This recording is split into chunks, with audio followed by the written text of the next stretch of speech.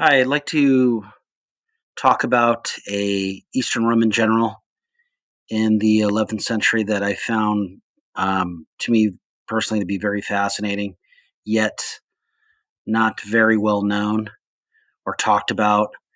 And his name is Philaretos Brachamios.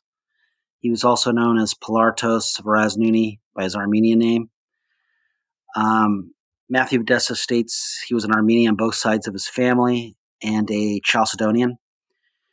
As a boy, he stayed with his father's brother in a monastery called Zerve Korsern in the district of Hisson Mansur. And Matthew says that he emerged from the desert retreat, which he turned everything into a foul desert. You're going to go on and see how Matthew of Edessa has no love for this man at all. Michael the Syrian states he is a descendant of the ancient Armenian clan of Vahavia, also known as the Varamids. First recorded member of House Brachamios was one Sahak, attested from a seal that they found in the later half of the 10th century.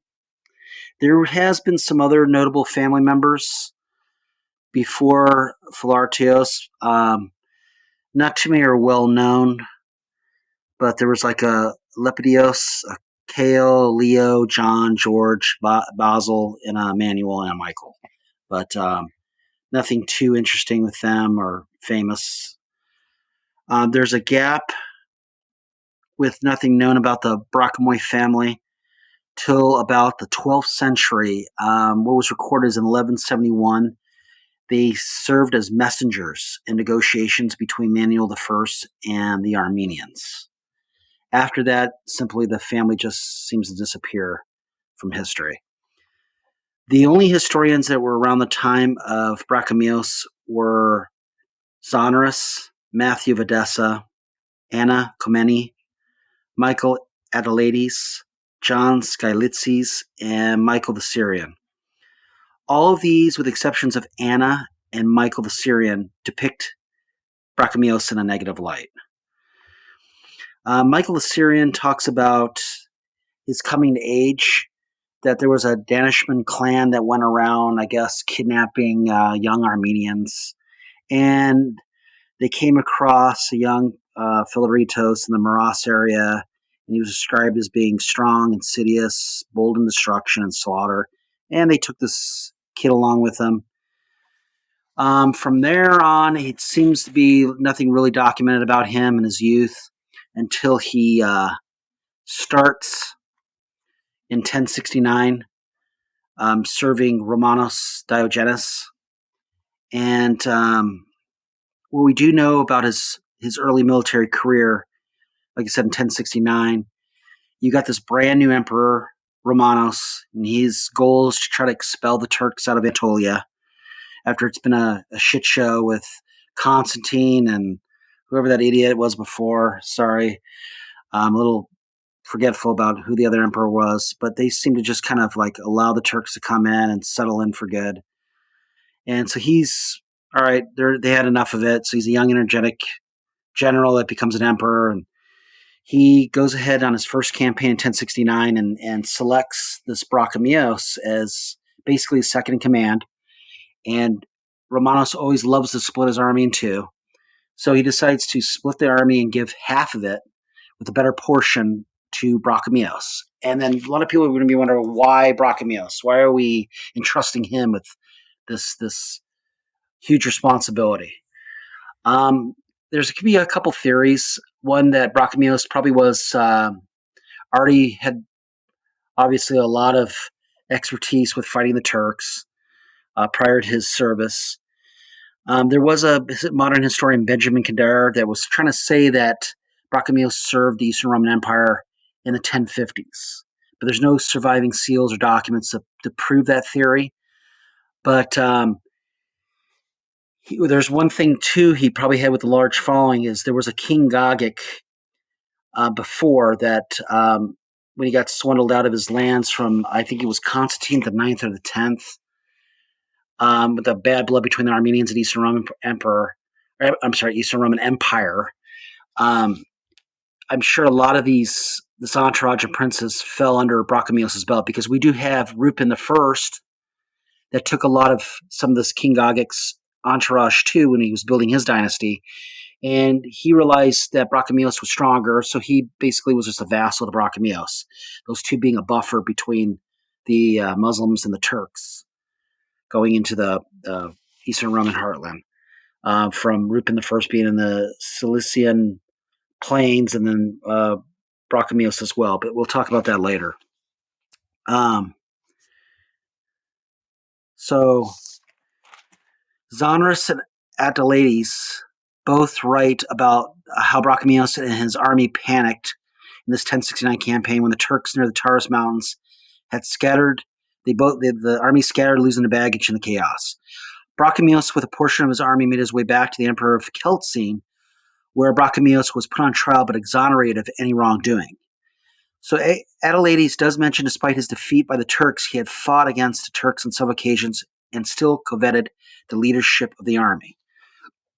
This tells us that he was not cowardly or inexperienced, since despite his defeat, he was still strongly desired by the leadership of the army. Some descriptions of Brachamios by Skylitzes says he led a shameful life, and although boasting about his exploits, having often fought against the Turks, he had been vanquished in the greatest battles. It was despised by them. But being greedy and ambitious, he still coveted the army's leadership. Then we have Zonaras states, was of the Brachamios family, apparently of adequate military experience, but not leading a good life, indeed one completely opposite of his name. Attalades goes on about, although boasting of his military might, he was a shameful man, and despite his defeats in the hands of the Turks, he still coveted the leadership of the army, for he was greedy and ambitious. Anna states he was conspicuous for bravery and wisdom. With the exception of these historians, they all seem to copy and paste about this man's flaws and his character. But it seems false when coming to his military ability and governorship. Yes, he was probably greedy, ambitious, definitely a boaster, and probably a bit of a douche. But still, not lacking leadership or any kind of policy dealing with political ability at all. Going back to 1069, Attalades does describe in more detail the battle with the Turks. I disagree with Attalades, stating that the troops led by Brachamios to face the Turks were totally vanquished, because they were not. This does not hold merit, for Brachamios and a portion of the army did reach Celtine after a couple days' march and helped the emperor pursue the Turks into Cappadocia, but to no avail. I want to go ahead and just pause for a second to say I do apologize for my grammar and my pronouncing some of these names and places. I seem to be a butcher of languages. So I do apologize for that. So just bear with me. Attalades talks about the emperor being troubled by the news of Brachamios' men who had been utterly defeated and dispersed. He talks about how it angered Diogenes and Brachamios' flight, but once on trial, he was clear, he was exonerated of any wrongdoing. It shows Brachamios did not panic and flee, as Zonris made it, or Attalades, because he must have pitched a battle. Because Attalades will give us clues later on, reading these descriptions in his history, that even though they're trying to say, okay, this guy just panicked, the Turks are coming, just fled, and they got annihilated, it's not true, because Attalades does describe that he mentions the defeat of Brachamios' units simply was not of the soldiers, but rather the personal deficiencies of this officer, who was presented as experienced but unsuccessful in major battles and highly ambitious, and the demoralized condition of the soldiers exhausted by the enemy's assaults and deceptive maneuvers. Right there's the key. This proves that Brachamios' defeat did, in fact, result from a pitched battle, because they're saying deceptive maneuvers and everything. The Turks are famous for that. They would do that hit and run, feint retreat. These wings would pursue, and then they would get ambushed and routed. So the Turks are famous for that. And also, too, we got to look at Attalades, too. He was a military judge on Romanus's. So he probably did possibly sit in on this trial, and if not, he did have direct access to the records. But we just see that it's definitely Adelatus had no love for this man either. Probably because of, like I said, his character flaws. He was a boaster. He was probably a douche overall, and probably just rubbed him raw. But obviously, saying the army leadership coveted him like he was desired by the army to be a leader. So, and after you see the other points that he did later in his career as well, rightfully so. He was a good military leader. Let's see. So after the defeat in 1069, we don't really see Diogenes using Brachamios anymore until, but this didn't hamper the relationship because after Romanos' defeat at Manzikert in 1071, we do see Brachamios placed as commander of Romanopolis, which at the time was a very important command and fortress, especially dealing with the Turks. Then Brachamios learns of Diogenes being disposed and blinded, which greatly affected him, and he openly rebels and refused to accept Michael VII Dukas as his emperor. This rebellion in northern Syria and Mesopotamia, by 1072 all the way to 1074, we have him taking over Antioch, and an indirect result caused the death of Magistros Joseph Tarchoniotes, who was the Duke of Antioch at this time. So this massive rebellion in the city in Antioch was not able to be squashed either by Joseph or his son Cataclon. And then Cataclon ends up fleeing and surviving this rebellion, but the father died. Brachamios then begins to fortify the passes that lead to Antioch, making it impregnable with many soldiers, and Michael VII was unable to subdue him or win him over, thus allowing him to start his fiefdom by taking over many key cities and provinces until 1078, when we have Botaniates becoming the new emperor. Michael the Syrian points out he consolidated Tarsus, Mopsestia, then seized Maras, Kesem, Raban, Edessa, and Arzarba in Antioch. So he has this large fiefdom that he creates. I mean, it's vast. He fortifies and penetrates the areas of Jahan and Melitene. And 1078, going with still with Botaniates, takes over as emperor. Okay, Brachamios submitted to him, and he wrote letters of atonement and forgiveness, which was eagerly accepted by Botaniates, and he, in return, granted him with titles and dignitaries such as Protocoropolates and Domesticus of the Scolae of the Orient. Botaniates then sends Brachamios reinforcements of Franks and Normans, totaling around 8,000 under an officer named Rambad, which, in a sense, did help Brachamios continue establishing a foothold in Anatolia. This 8,000 number is very debatable and highly unlikely because if you look back, the Normans under Crispin and Bael never totaled more than 3,000 men, at least that we see sources that document.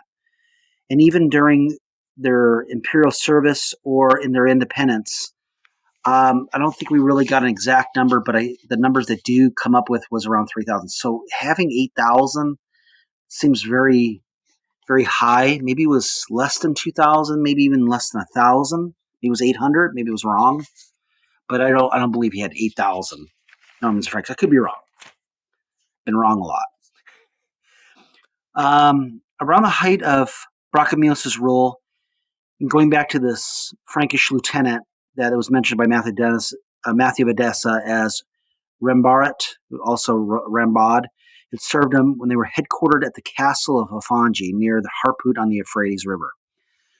Rambard was killed defending Brachamios' tent against a Prince Dornig of Sassoon, which also spelled Tornik, who refused to swear allegiance to Brachamios and was killed fighting Brachamios' army. Historian Anthony Caldelos mentions a Duke Leon Diabentos, who was governing Edessa and successfully defended against Alp Arslan in 1070. The same Diabentos is mentioned again as rebelling against Michael VII in 1077.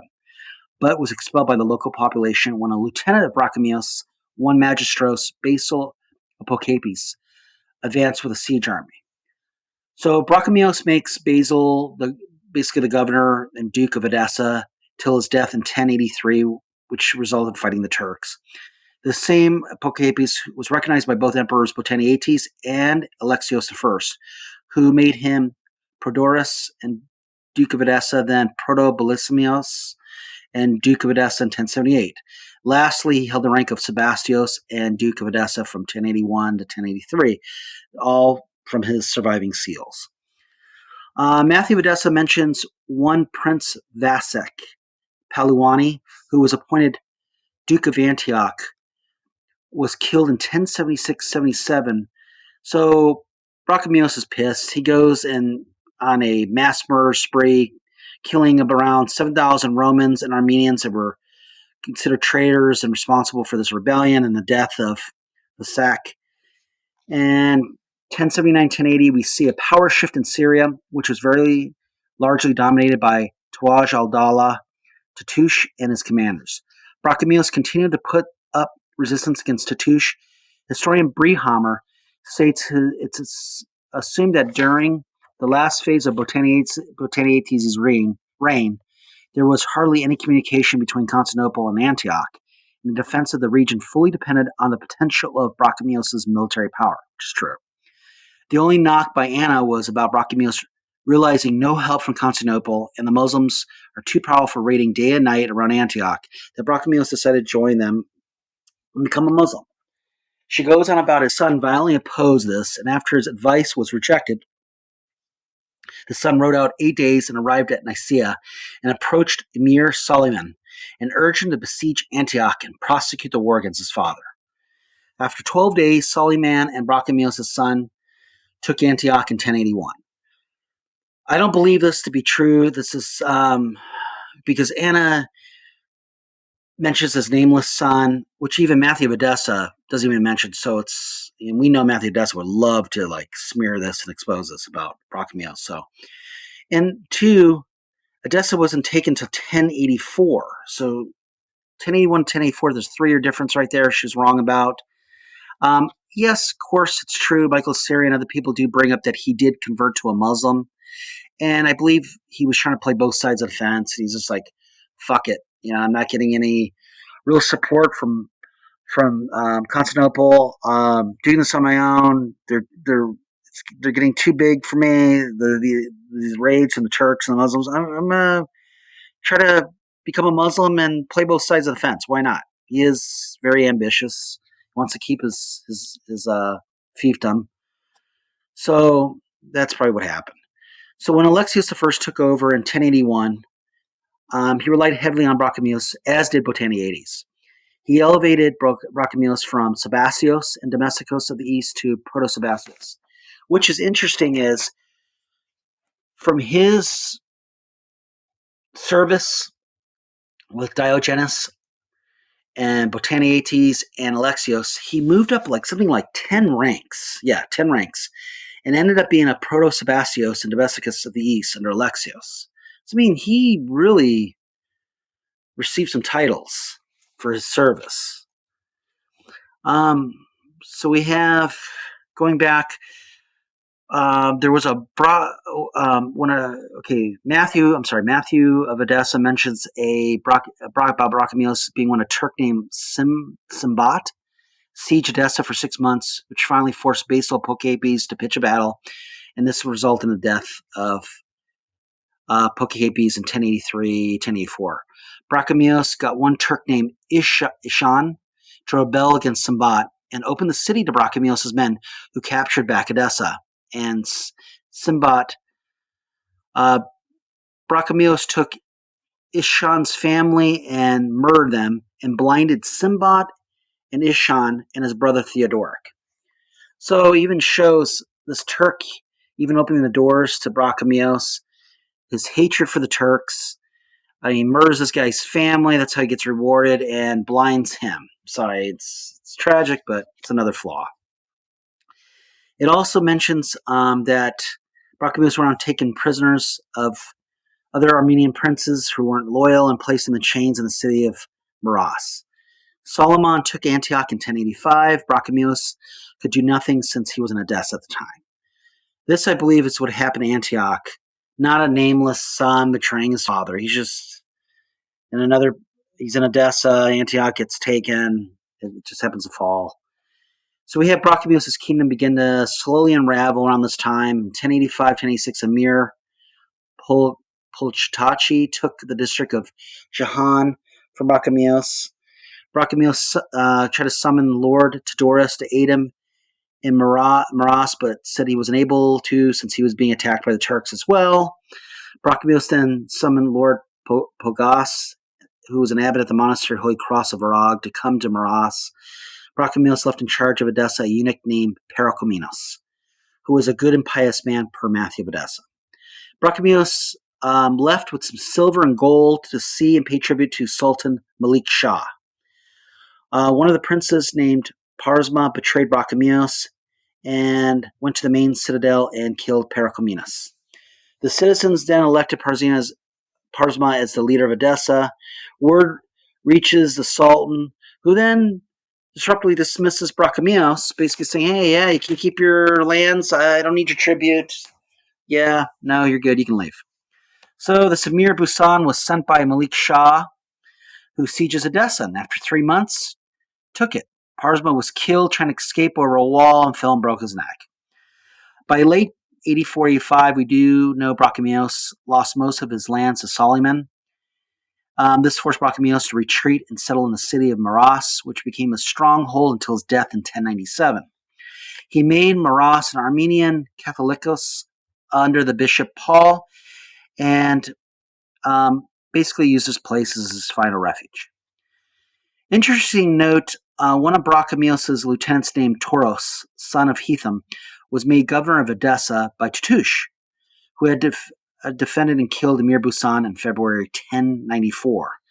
So Toros was listed as a Kuropalates in the Eastern Roman service.